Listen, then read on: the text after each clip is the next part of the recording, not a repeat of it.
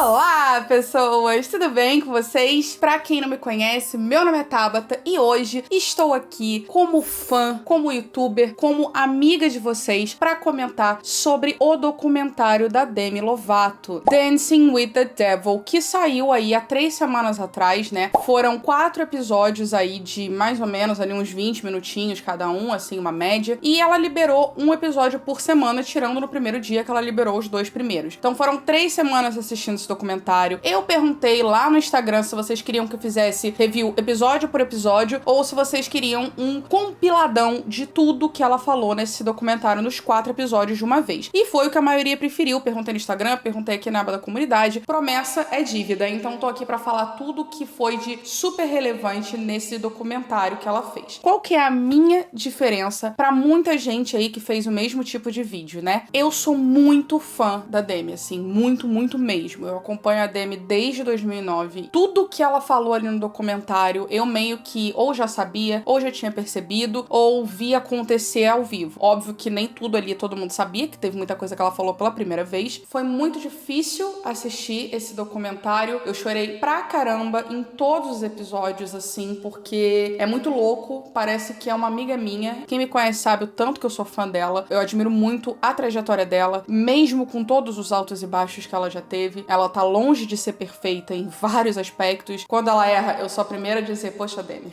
Só que esse documentário falou muito sobre quem ela era ao longo dos anos, muita coisa do porquê que aconteceu, coisas que a gente vai ver daqui pra frente. Então eu quero comentar com vocês. Eu já vou avisar que esse vídeo não vai ser um vídeo curto, vocês já devem ter percebido quando vocês abriram, porque eu tenho muita coisa pra comentar aqui. Eu vou tentar ser rápida, eu vou tentar algumas coisas só falar assim e tal, mas eu vou dar a minha opinião como fã e o que eu achar relevante frisar, eu vou frisar. Talvez ele não tenha uma edição super, né, enfim, como vocês estão acostumados, porque eu vou falar muita coisa. Então esse vídeo vai ficar muito grande, então talvez ele seja um pouco mais dinâmico. Mas, por favor, assistam até o final, porque eu vou dividir entre episódios aqui. Quando eu chegar no episódio 4, é o episódio que ela mais revelou coisa, que ela mais falou coisa, e tem muita coisa pra gente desenrolar até lá, então... Eu espero que vocês assistam esse vídeo até o final, ou assistam o máximo que vocês puderem, porque eu tenho certeza, gente, que esse vídeo vai me dar um trabalho pra editar. Por favor, fica comigo até o final, que eu fiz ele com muito carinho, de coração aberto, de Lovatic pra Lovatic, e contar pra quem ainda não assistiu o documentário. Não é um documentário pra todo mundo, eu acho que é um documentário muito complicado, ele tem muitos gatilhos, eu acho. Cada início de documentário, isso fica bem claro no início, que se você tem algum tipo desses problemas é melhor não assistir. Pra quem quiser saber, os 4 episódios estão aqui no YouTube mesmo, no canal oficial da Demi Lovato, tem legenda em português, então vocês podem ir lá assistir, quem ainda não viu, que eu recomendo bastante. Esse não é o primeiro documentário que ela faz, é o terceiro documentário dela, na verdade. Ela tinha feito o Stay Strong lá, quando ela foi pra rehab pela primeira vez, há anos atrás, e teve o Simply Complicated também, que foi aqui pelo YouTube também. Digamos que esse documentário é muito mais aberto, ele é muito mais explícito e eu senti muita verdade nele, né? A Demi já teve algumas questões, né, que ela já tinha falado no comentário e aí no fim das contas ela fez diferente. Então a gente vai discutir isso, inclusive, aqui ao longo desse vídeo. Eu vou pedir pra você se inscrever aqui no canal, ativar o sininho pra não perder os próximos vídeos, que eu falo de tudo sobre música, filmes e séries aqui, e deixar o seu like aqui, porque me ajuda bastante. Esse vídeo acaba sendo mais entregue, mais distribuído, e isso ajuda muito com que o canal cresça cada vez mais. Então deixa seu like que não te custa nada. Manda esse vídeo pra aquele seu amigo muito fã de Demi Lovato, se ele quer relembrar, se ele quer comentar, porque é isso, vai ser um vídeo de fã pra fã. Você aí que é fã de Demi Lovato, me dá a mão. Vamos segurar que vai ser tenso o assunto de hoje. Vamos lá. Vamos começar falando de algumas coisas relevantes que ela falou no primeiro episódio.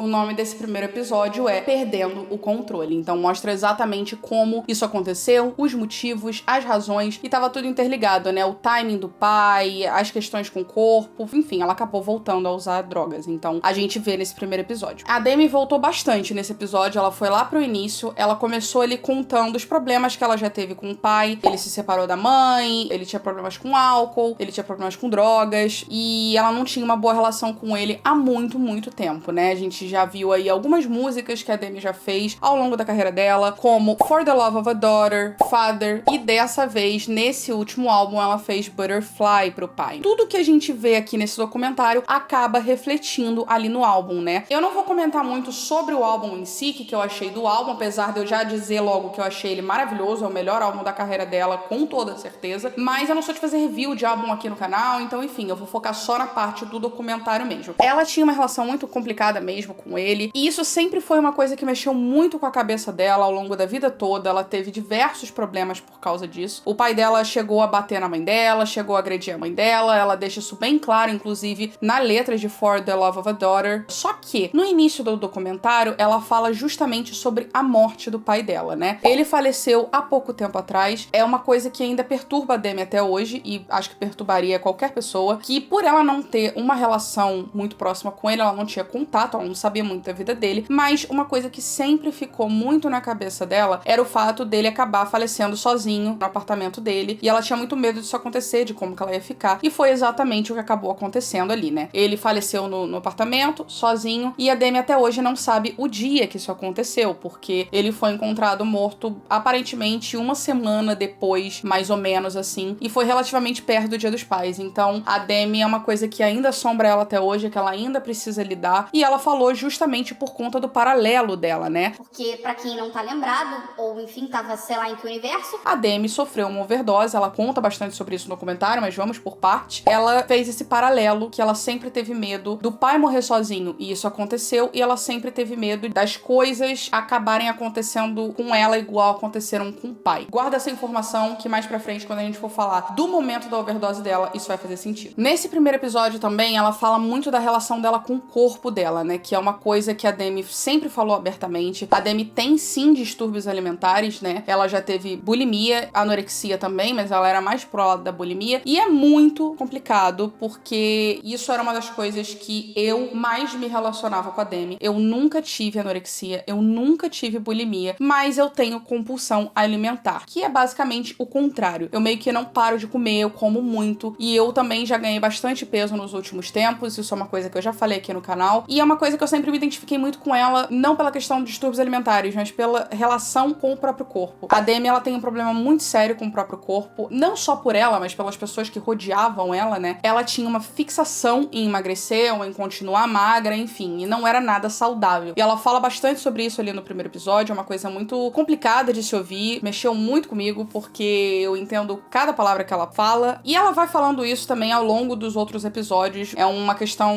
constante ainda na vida dela, ela deixa isso claro mais pra frente, mas enfim, o primeiro episódio ela realmente dá muito foco nisso. Aí, ela começa a falar quando ela voltou a usar drogas, né, depois de falar pra todo mundo que tava sóbria há 6 anos, etc, etc. E foi quando ela escreveu a música Sober. Eu não vou mentir pra vocês, é óbvio que, ai meu Deus, eu sempre soube. Não vou falar isso pra vocês, a gente não sou vidente, não convivo com ela, então não sei, mas quando ela cantou Sober pela primeira vez no palco do Rock in Rio de Lisboa, se eu não me engano, eu ouvi a letra e eu fiquei muito assustada, né, porque é isso, a Demi sempre falou que não usava mais drogas, que tava sóbria, e a música diz exatamente o contrário. Ela pede desculpa, que ela não tá mais sóbria, pede desculpa pros fãs, pra família, pra todo mundo, pros amigos, e eu fiquei muito apavorada quando eu ouvi, porque eu falei, gente, por que ninguém tá fazendo nada? Interferindo na vida dela, não tem ninguém fazendo absolutamente nada sobre isso. A menina basicamente confessou pro mundo que ela não está mais sóbria, gente, pelo amor de Deus. E isso mostra exatamente no documentário o momento que ela apresenta a música Sober pra outras pessoas. Pra galera da equipe, pra dançarinos, amigos, enfim. Eu, na época, tive vários alertas vermelhos com essa música, mas eu não vi isso acontecer com a galera dela, né? E muita gente falou, e frisam isso ao longo do documentário várias vezes, que a Demi sabe mentir muito bem. Disfarça o que tem que disfarçar, esconde o que tem que esconder, e ninguém percebe. Quando ela toca pra galera, eu particularmente achei muito bizarro de ver as pessoas sorrindo, aplaudindo, tipo, meu Deus, que música incrível. Se fosse uma amiga minha, de verdade, gente, a primeira coisa que eu ia falar era, tá tudo bem? Você quer falar sobre alguma coisa? Porque eu fiquei muito assustada com a reação das pessoas, e nesse episódio a gente vê ela saindo pra beber, ela saindo pra se divertir, e ninguém fala nada, as pessoas incentivavam, as pessoas riam. E eu fiquei, gente, por que ninguém tá falando nada pra essa garota? Isso não tá legal. E aí, muita gente falou que achou que a música era antiga. Só que aquela coisa, se fosse uma música antiga, tudo bem, até poderia ser. Por que ela tá mostrando essa música agora, nesse momento? Então, mesmo que a música seja velha, talvez ela quer dar um aviso mesmo, que era o que ela tava fazendo. Independente da música ser antiga ou não, foi um aviso ali que ninguém prestou atenção. Eu fiquei preocupadíssima, eu torcia, porque assim, a gente como fã, só o que a gente pode fazer é isso, gente. Torcer pra que nada esteja errado, que seja tudo uma grande paranoia da nossa cabeça. A gente não tem um poder de falar ali diretamente com ela, né? Muita gente ficou preocupada na época, os fãs ficaram preocupados, mas é isso, a Demi esconde e faz o que ela quer, né? Eu fiquei bem assustada, as imagens que eu vi nesse primeiro episódio dela nas festas foram muito preocupantes. Você via que ela não tava nem aí, sabe? Que ela pegava e falava, eu quero mais um, pode encher mais meu copo. E a galera rindo, encorajando, bem problemático. E esse primeiro episódio gira em torno desses assuntos, né? Da volta dela a usar drogas, da volta dela a beber, dos problemas dela com o corpo e dos problemas dela com o pai. É meio que uma introdução.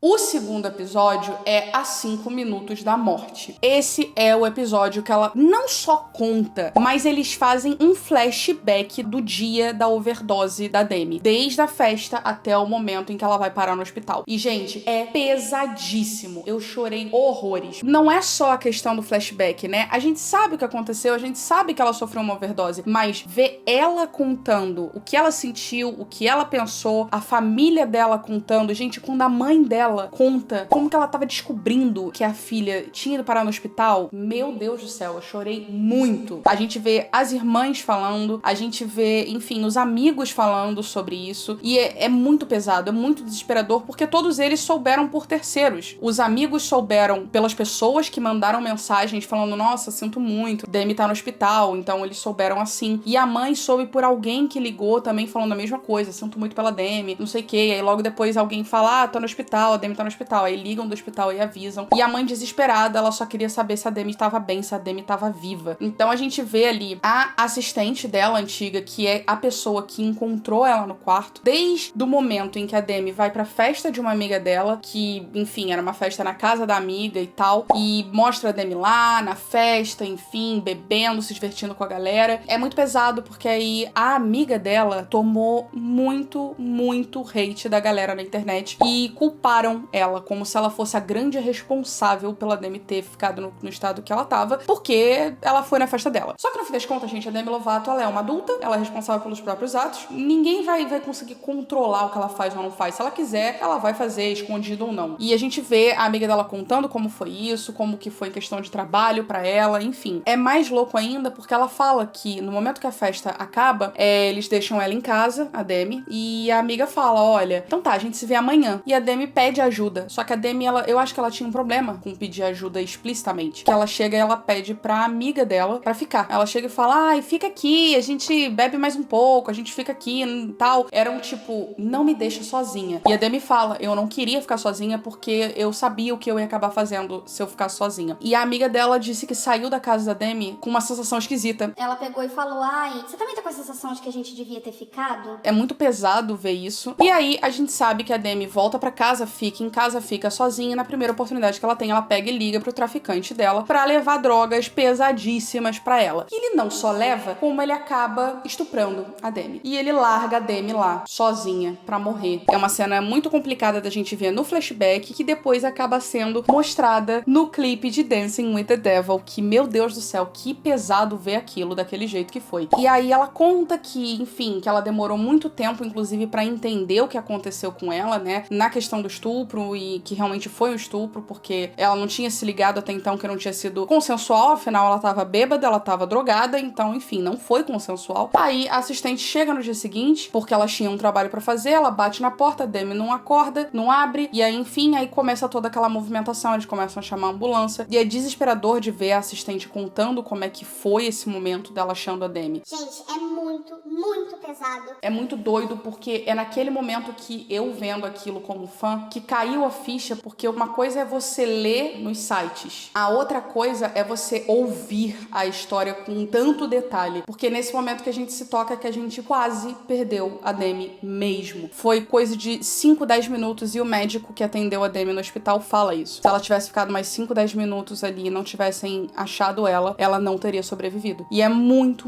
tenso ouvir isso, que a gente fala, cara, sabe? Eu chorei horrores ouvindo aquilo, e o médico aparece, ele fala várias coisas, desde o momento que ele recebe ela no hospital até as sequelas. A Demi ficou parcialmente cega, não só no momento que ela acorda no hospital, mas por um bom tempo, tanto que ela não pode mais dirigir sozinha, ela tem pontos cegos, então ela não enxerga, porque ela teve 3 derrames, ela teve um ataque cardíaco, então assim, isso deixou sequelas seríssimas no cérebro dela. Ela teve pneumonia, porque ela se asfixiou com o próprio vômito, então, gente, e ela teve uma falha geral nos órgãos dela pelo tempo todo que ela tava desse jeito. E ninguém sabia o que ia ser quando a Demi se recuperasse, porque a coisa foi muito, muito tensa, e ela ainda tá tendo que lidar com essas sequelas até hoje. E por conta dessa coisa toda, ela teve que fazer diálise, que pra quem não sabe, gente, nada mais é do que botar aqui uma sonda aqui no pescoço, na verdade 2, e aí eles tiram o sangue do seu corpo e volta o sangue purificado. Então tiram pra tirar todas as toxinas, as impurezas, todas as drogas, no caso dela, e aí volta. Então assim, é muito visual, sabe?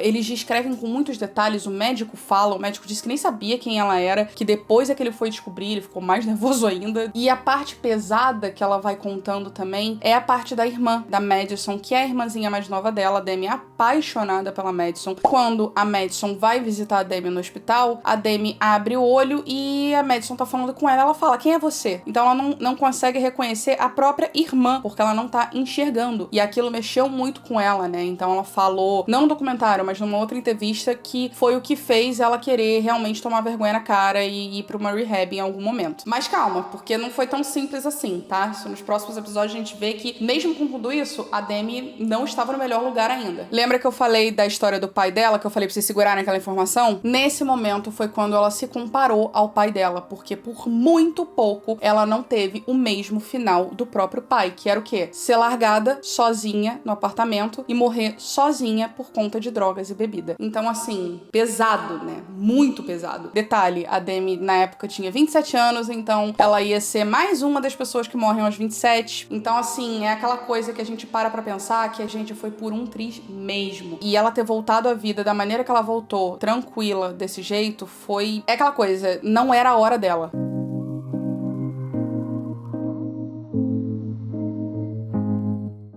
Daí a gente vai pro episódio 3, que se chama Recuperando o Poder. Aí a gente vê como que ela ficou depois da overdose, né? Nos primeiros momentos dela ali. Ela conta que ela chegou a ligar de novo pro traficante dela pra pedir mais drogas. Sim, gente, Demi usou drogas de novo depois da overdose. Ela dá uma justificativa do porquê que ela fez isso e qual é a relação dela com esse ato dela em específico. Ela acaba se dando conta de que ela tá realmente usando uma coisa que fez ela morrer, praticamente. E isso assustou ela e ela acabou parando. Até porque ela não só chamou o mesmo traficante, sim, gente, o mesmo traficante que estuprou ela chamou meio que com uma forma de vingança, aonde ela chega e ela fala, agora quem vai ter o poder, quem vai dizer o que vai acontecer sou eu. Eu vou mostrar pra ele que eu estou no poder, no comando da situação. Nada mudou pra ela continuou se sentindo péssima, não mudou o fato de que ela foi estuprada, ela não conseguiu recuperar o poder de forma nenhuma. E ainda por cima usou coisas que poderiam matá-la de novo, isso mexeu muito com a cabeça dela. E aí ela meio que foi se tocando do que tava acontecendo ali. E calma que a gente vai continuar falando desse assunto aqui, dessa recuperada de poder dela, dessa tentativa, né? Mas antes, a gente precisa falar do Scooter Braun, que é o atual empresário, né, da Demi ali, responsável pela carreira dela, que é o mesmo cara que, né, não quer dar todas as master da Taylor Swift pra Taylor Swift. Então... É aquela coisa, Scooter Braun é um anjo pra uns, demônio pra outros, né? E ela fala sobre ele, sobre a importância dele, né, nessa história toda, né? Qual é o papel dele nessa retomada da Demi depois da overdose. Quando ela conheceu o Scooter Braun, ela voltou porque ela queria muito voltar a fazer música, ela, né, se sente bem fazendo música, e o Scooter Braun já sabia, né, de tudo que tinha acontecido, o mundo já sabia, e a Demi disse que um grande medo dela foi que ninguém nunca mais quisesse trabalhar com ela. E que aí eles tiveram uma reunião pra falar sobre o futuro da carreira dela e tudo mais. Durante a reunião, o Scooter Braun fala que o que ele percebeu ali, sabia que ela não precisava de um empresário, ela precisava de um amigo, né? Com tudo que ela tinha passado. Ela contou pra ele tudo que ela passou. E assim, gente, digamos que o Scooter Braun, ele tem experiência em lidar com pessoas problemáticas. Afinal, ele é empresário do Justin Bieber, não é mesmo? Há anos. Então, ele virou e falou, eu preciso ajudar ela.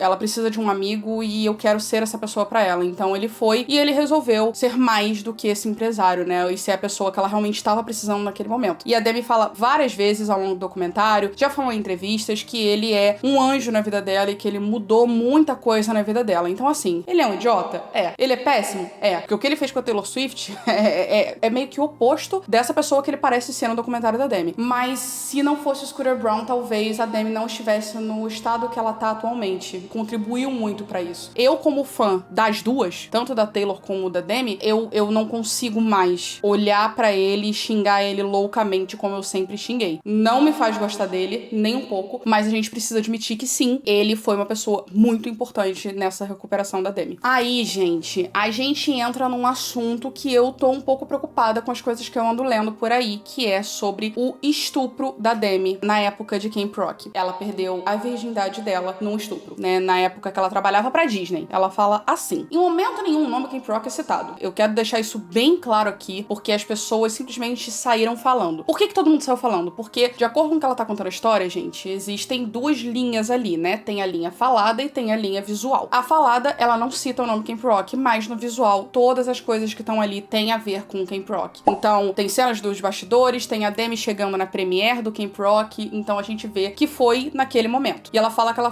que isso aconteceu enquanto ela estava gravando um filme pro Disney Channel. Nessa mesma época, ela gravou 2 filmes, né? Programa de Proteção às Princesas e Camp Rock 1. Só que o Programa de Proteção para as Princesas, ele veio depois. Ela falou em entrevistas que isso aconteceu quando ela tava com 15 anos. Ela filmou o Programa de Proteção para as Princesas, ela já tinha 16. Então, a gente sabe que foi realmente em Camp Rock. Mas é importante a gente falar que ela não falou o nome do filme. Por que eu tô falando isso? Porque com essa informação do estupro, por não ter falado o nome do filme, também não foi falado quem fez isso, em momento nenhum. E já tem muita gente falando pela fala que a Demi falou, deduziu as coisas sozinho, e isso virou manchete de tudo quanto é coisa. Eu tô bem apavorada com isso, que as pessoas precisam aprender a ouvir as palavras, ao invés de estar interpretando da maneira delas. A Demi fala que a situação do traficante, né, que ela tenta recuperar o poder que eu falei, ela já tinha passado por isso antes na vida, e aí, quando ela conta pra gente dessa questão do estupro que ninguém sabia. Ela nunca tinha falado isso a público, ela nunca tinha contado isso, e ela fala que enquanto ela tava filmando ali um filme da Disney, ela tava com uma pessoa, ela fala pessoa. Ela fala, então, eu tava com uma pessoa e, enfim, aí as coisas estavam acontecendo e eu virei e falei, mas não vai passar disso porque eu não quero perder minha virgindade desse jeito. E acabou que a pessoa ignorou e fez mesmo assim, e eles acabaram, né, acabou acontecendo o que a gente já sabe. A Demi em momento nenhum fala quem foi a pessoa ou o que a pessoa fazia no filme. E o que eu fiquei um pouco apavorada com essa história foi que muita gente começou a botar nome. Um ator de Camp Rock estuprou o Demi Lovato. E eu fiquei muito assustada, porque a Demi em nenhum momento falou que foi ator. A única coisa que ela disse foi que ela teve que encontrar essa pessoa todos os dias e que a pessoa não foi retirada do filme. Acabou. Pessoa que ela encontra todos os dias, gente, não necessariamente é só ator. Pode ser diretor, produtor de elenco, o cara responsável pela iluminação, o cara responsável pelo som, operador de câmera, figurante, tá? Figurante entra no ator, mas assim, vocês estão entendendo que podem ser 500 pessoas? É muito sério a gente sair chegando e falando que foi um ator especificamente. Eu não sei porquê, eu não sei se é porque eu acompanho a Demi há muito tempo. Quando ela contou a história, a primeira imagem que veio na minha cabeça realmente foi de um cara mais velho, né? Um cara da produção ali e tal, e não do elenco especificamente. Até porque ela já se relacionou com vários namorados aí que eram mais velhos do que ela. Ela nem fala a palavra nem cast, nem crew. Ela não fala nada, ela só fala que a pessoa. Quando a gente faz um filme, a gente tem um tempo, né, de duração para as filmagens. E cada diária custa dinheiro. Por que eu tô falando isso? Vocês vão entender. Vou chegar lá. Quando a gente troca um ator no meio de uma filmagem, é uma coisa muito problemática, porque o ator ele já filmou um monte de cena, então vai ter que filmar tudo de novo. Se fosse um ator, alguém que tem alguma relevância ali, o filme teria levado bastante tempo, eles iam perder dinheiro. Então, né, não acho que tenha sido um ator, porque senão ela teria dito,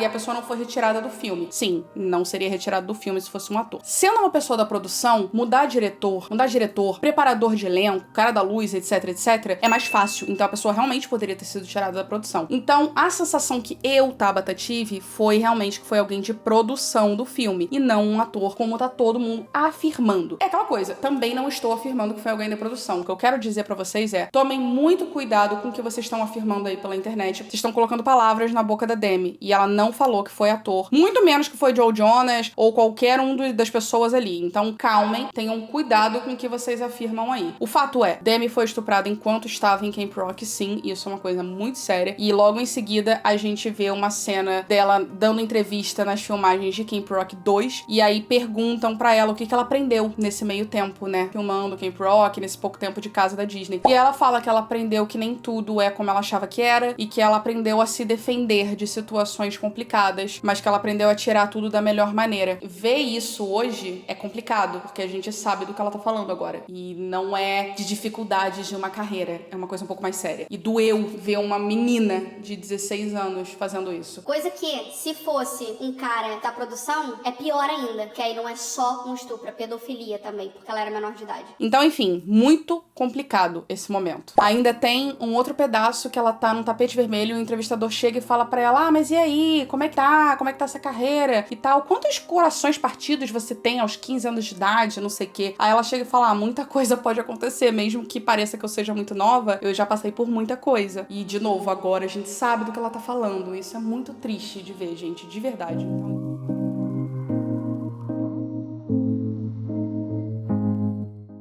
Bom, gente, então vamos pro episódio 4, que se chama Renascimento, né? Então aí a gente já vê uma coisa um pouco mais atual, de como a Demi está hoje em dia, de como que ela tá se sentindo hoje em dia depois da overdose, como que ela tá lidando com a vida depois disso, num espaço maior de tempo depois que tudo aconteceu. Coisa que no episódio anterior era mais, tipo, logo depois que aconteceu. E nesse episódio a gente já começa logo com a presença de 3 pessoas muito famosas, que são amigos pessoais da Demi, apenas Christina Aguilera, Will Ferrell e Elton John.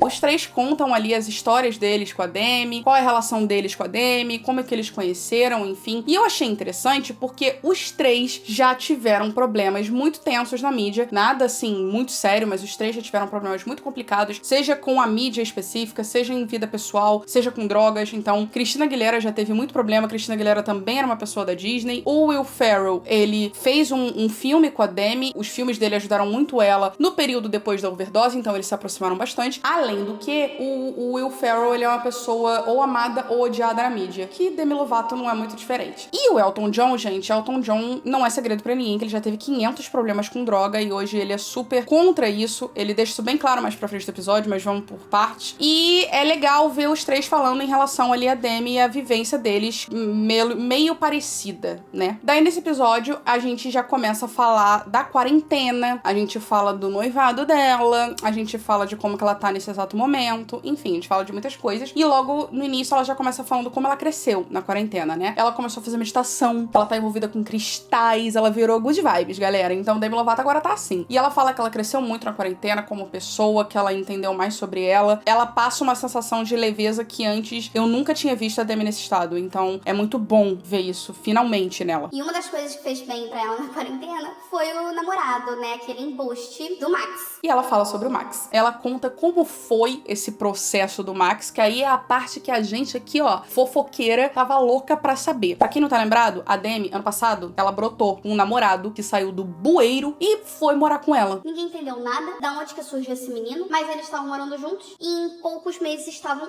noivos. Assim, gente, eu sou geminiana. Eu não sou a pessoa que olhou, tá apaixonada. Não é assim. Então, quando eu vejo isso acontecer, eu já fico assim... Nossa, mas que rápido, né? Então, assim, eu preciso falar pra vocês que eu sempre achei muito estranho esse relacionamento deles dois. Mas, como boa fã, se ela tá feliz, eu tô feliz. Então, eu tava torcendo pra que ela estivesse muito feliz e que isso fizesse bem pra ela. E tava fazendo, gente. A gente via que ela tava muito leve, que ela tava apaixonadíssima. E era uma coisa que eu não via Demi Lovato, ó, há muito tempo desse jeito. Então, quando eu vi aquilo... Fiquei feliz por ela, sim, mas achei estranho. E aí ela vai contando exatamente como é que foi isso, que ela conheceu ele, e os amigos falam, ela falou que é o cara que ela vai casar, e agora ela vai mesmo, ela tá noiva dele. E é legal porque a gente vai vendo as entrevistas dadas em momentos diferentes. Então, tem parte que ela acabou de conhecer ele, tem parte que ela acabou de ficar noiva e tem a parte que ela terminou com ele. Aí mostra a família falando também que a Demi resolveu levar ele pra morar com ela durante a quarentena, um cara que ela nem conhecia, mas que parecia fazer ela muito feliz. Mesma coisa que eu acabei de falar. Daí, um belo dia, ela não fala exatamente o motivo do término, mas o que ela fala é que ela foi enganada e que no fim das contas é isso. Ela acabou botando dentro da casa dela uma pessoa que ela não conhecia, que ela achou que era uma coisa e era outra, e que pelo visto ela não foi a única a ser enganada, que todo mundo se enganou também. E o todo mundo provavelmente não era só a família e os amigos, era a gente também, né? Muita gente acreditou, muita gente olhou pra eles dois e falou: ai, fofíssimos, que casal fofo, ah, ele é um fofo, ele tá fazendo muito bem pra ela. E realmente ele tava, só que ele não era a pessoa que a gente achava que era, no caso. Então, é uma treta muito longa. Ele, basicamente, ele tava com ela por oportunismo, gente. Foi descoberto vários tweets dele, querendo dar em cima de um monte de amiga da Demi, né? Ele era aquela pessoa que tava caçando fama, apesar dele já ser ator em Hollywood, mas ele queria o spotlight nele. A Demi termina com ele, meses depois do noivado, todo mundo acompanhou isso. E eu lembro que quando eu li o término, eu fiquei desesperada por ela, porque eu falei, putz, ela tava muito feliz. Ela vai voltar a usar drogas. Eu já fiquei desesperada ali quando eu li. E eu lembro que foi uma das primeiras coisas que eu falei, eu só espero que ela esteja bem. E ela demonstrou estar muito bem. Ai, tô ótima, gente. Terminei.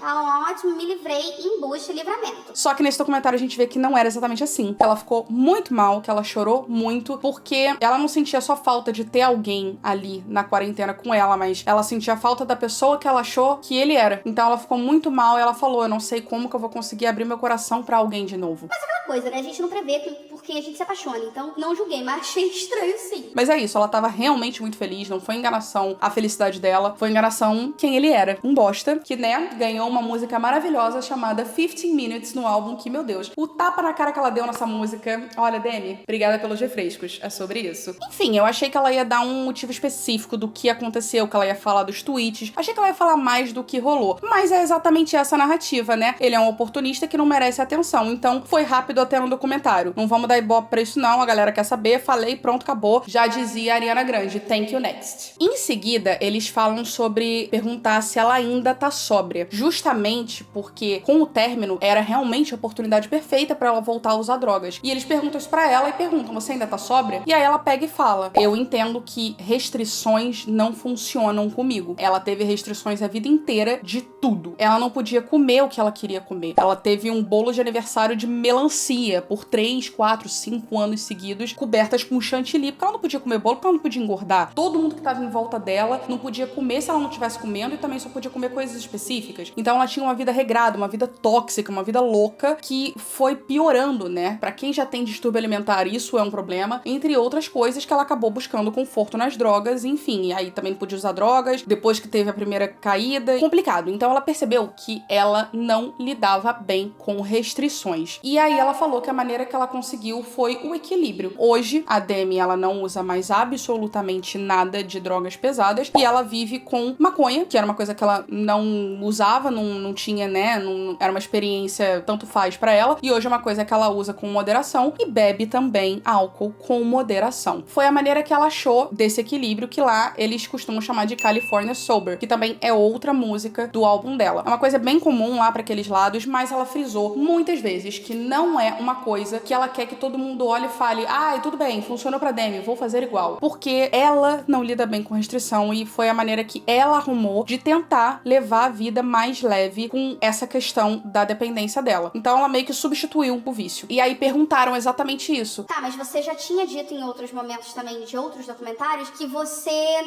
não tava usando mais nada e na verdade você tava, que você não ia usar. Qual a diferença dali pra agora? E gente, eu vou ser bem sincera com vocês. Eu sou fã da Demi, mas durante um tempo ela perdeu a credibilidade pra mim nesse juramento, vamos dizer assim. Não tava aqui pra julgar ela de jeito nenhum, mas eu não conseguia mais acreditar quando ela dizia que tava sóbria, porque pra mim ela tava mentindo. Eu sempre pensei assim. E não, de fato, ela tava. Quando ele perguntou isso, ela virou e falou, simples, porque hoje eu vejo que uma coisa que praticamente me matou não faz mais efeito em mim. É uma coisa muito pesada, que é a heroína, e eu vejo que eu preciso de algo mais forte, não é mais o suficiente. É um outro nível que ela enfiou criou isso na cabeça dela, que agora ela precisa de coisas muito fortes que ela sabe que vão matar ela. Então ela não quer mais, de jeito nenhum. Eu achei uma justificativa plausível, mas eu achei interessante porque depois de ela dar essa declaração, eles perguntam pras pessoas que convivem com ela, os amigos, a família, o que eles acham e como que ela tá hoje em dia. E é bem interessante a gente ver que é meio que unânime. Ninguém tá a favor dela usar maconha e principalmente álcool, mas eles confiam nela. E é exatamente o que eu também senti. Eu virei e falei, cara, é arriscado? É problemático? Pode vir a ser. Mas a gente só pode confiar e ficar de olho. Não tem jeito. Então a gente vê que ela tá muito melhor hoje. Ela tá num estado que ela não tinha há muito tempo. A gente só pode torcer pra que ela esteja certa. O Scooter Braun fala isso. A mãe, o padrasto, as irmãs, os amigos. Eles falam, é melhor não ter esse controle do que controlar ela, porque a gente não vai controlar ela. Se ela quiser fazer, ela vai fazer. Só que aí a gente vê, por exemplo, o Elton John falando exatamente o oposto. Curto e grosso. Isso de moderação não funciona. Então, se você tá usando, você vai acabar usando mais em algum momento. Eu sou contra e eu só espero que ela esteja bem, que ela tenha uma vida de boa e ela é mais do que isso, mas não acho que isso funcione, não. E ele foi a única pessoa no documentário inteiro que falou isso com todas as letras. Eu entendo os dois lados da história, porque realmente restrição é uma coisa muito complicada. Eu falo pelo meu problema de compulsão alimentar. Dietas restritivas não funcionam pra mim, porque eu cancelo tudo em 2 segundos e acabo comendo tudo de novo. Óbvio que não dá pra comprar comida com drogas, né, gente? Isso não existe. O ponto é, cada pessoa tem uma resolução diferente. Cada coisa funciona diferente pra cada pessoa. Então, pra ela, esse equilíbrio tá dando certo. E é meio que sobre isso. Eu entendo o que ela falou, mas não deixa a gente de ficar preocupado, né? Porque a gente fica com medo do que pode acontecer daqui pra frente. Mas ela disse que hoje, diferente de antes, ela pega e fala, olha, minha depressão tá atacada, só tô te avisando. E é legal porque você vê que no dia da overdose ela queria ter falado meio que isso pra amiga e ela não conseguiu e deu no que deu. Então eu acho que é aos poucos. E que ela tá se abrindo aos poucos, vendo o que funciona pra ela aos poucos. Voltou pra música, entregou um álbum maravilhoso contando a história dela de recomeçar, né? The Art of Starting Over. E a gente agora, como fã, a gente só pode olhar e torcer pelo melhor. É problemático, é complicado, mas é o que a gente pode fazer. Ela fala que uma coisa que também ajuda ela na questão das drogas é que ela toma uma injeção de Vivitrol, que é uma substância que bloqueia basicamente você de ficar chapado. Mesmo que ela usasse drogas, não ia fazer efeito nenhum nela. Então ela toma essa injeção meio que pra prevenir qualquer coisa de qualquer forma. Então ela tá se cuidando pela primeira vez. E ela nunca falou isso tão abertamente, né? Quando perguntava, ela dizia, não, estou sóbria. E aí hoje a gente vê que ela não estava, né? Então eu achei isso legal. Aí a gente teve ali outros pontos interessantes, né? A gente vê ela finalmente comendo 3 bolos normais de aniversário no aniversário dela. Você vê o sorrisão que ela tá de ver os bolos ali. Ela finalmente vai conseguir comer um bolo. E o quanto isso significa pra ela. E tudo relacionado ao que a Demi sentiu com comida, com o corpo dela, me toca muito. Eu chorei muito vendo essa parte. No final do documentário, 2 coisas me marcaram bastante. A primeira foi a mudança do cabelo dela, em que ela mostra ali o cabelo dela a hora que ela corta ele bem curtinho, pinta de louro. E ela fala, eu sei que as pessoas vão falar, eu sei que as pessoas vão falar que meu cabelo era lindo, que eu não precisava de nada disso, mas eu cansei de viver minha vida pelo que as pessoas vão achar de mim e por manchetes de jornal. E eu achei isso uma declaração poderosíssima, principalmente vindo dela, depois de tanto estresse que ela teve ao longo desse tempo todo. E ela termina o documentário falando exatamente sobre isso, que ela é uma pessoa fluida e que hoje é assim que ela pensa e amanhã tudo pode mudar. Eu terminei o documentário com um sorriso no rosto de ver que ela realmente parece muito bem hoje, sabe? E os amigos e a família e todo mundo que acompanha e que ama a Demi de certa forma falou a mesma coisa. Ou seja, ela tem ciência dos problemas dela, ela sabe o que aconteceu, ela sabe o estado que ela ficou, o estado que ela pode vir a ficar, e é sobre isso, é a gente lidar com esses problemas um dia de cada vez. Não precisa mudar da noite pro dia. Ela falou isso em relação às drogas, em relação aos problemas alimentares que ela sempre teve, viver um dia de cada vez. E assim, mesmo com todos os problemas, todas as questões que ela teve, com o fato dela já ter mentido, com o fato dela já ter, enfim, omitido muita coisa da gente, eu morro de orgulho da trajetória dela, de ver o quanto ela evoluiu ao longo desses anos todos. É aquela coisa, como fã, a gente só espera que tudo fique bem, que ela fique bem, que tudo dê certo daqui pra frente e esperar pelo melhor. É o que a gente pode fazer. Foi um documentário muito lindo, como eu falei lá no início do vídeo, é um documentário muito pesado, mas é muito importante da gente ver a trajetória dela antes, durante e pós a overdose. Eu amei, o álbum tá maravilhoso, o documentário tá maravilhoso. E agora é isso, gente. Eu quero saber o que vocês acharam. Qual foi a parte que mais chocou vocês? Qual foi a parte que vocês mais ficaram orgulhosos, felizes? Enfim, o que mexeu mais no coraçãozinho de vocês? Comenta aqui embaixo. E se você assistiu até aqui, comenta borboleta aqui embaixo, só porque agora virou um dos símbolos da Demi. Então comenta borboleta que eu vou saber que você assistiu até aqui. E muito obrigada se você assistiu até aqui, porque eu sei que esse vídeo deve estar gigantesco. Mas eu fiz com o meu coração muito aberto. Então é isso. Muito obrigada. Espero que vocês tenham gostado desse vídeo. E a gente se vê no próximo.